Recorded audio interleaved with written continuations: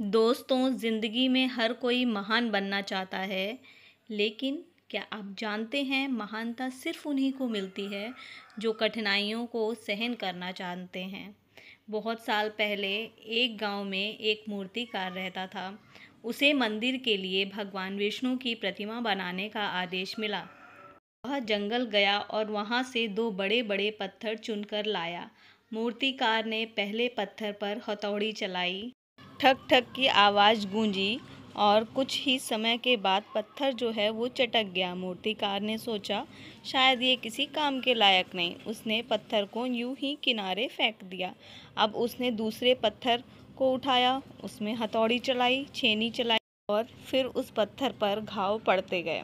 पहला दिन आया, दूसरा दिन आया, हफ्ते महीने बीत गए। पत्थर को दर्द होता रहा, लेकिन वो टूटा नहीं।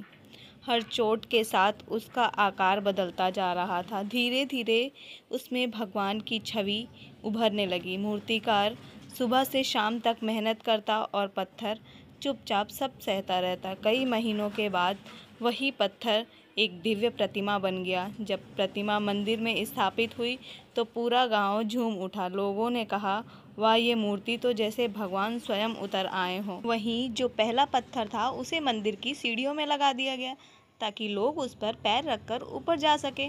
अब दोनों पत्थरों की स्थिति बिल्कुल अलग थी। एक पत्थर भगवान बन चुका था जिसकी पूजा होती थी और दूसरा पत्थर लोगों के पैरों तले दबा था। पहला पत्थर सोच रहा था, काश मैंने भी कठिनाइयों को सह लिया होता, लेकिन अब क्या, अब बहुत देर हो चुकी थी।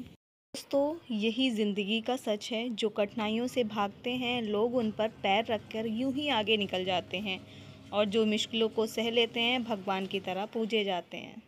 इसलिए हमेशा याद रखिए, चोट खाने से डरना नहीं चाहिए, वही हमें महान बनाएगी। दोस्तों, ऐसी ही और कहानी के लिए हमारे पेज को फॉलो करिए और चैनल को सब्सक्राइब करिए।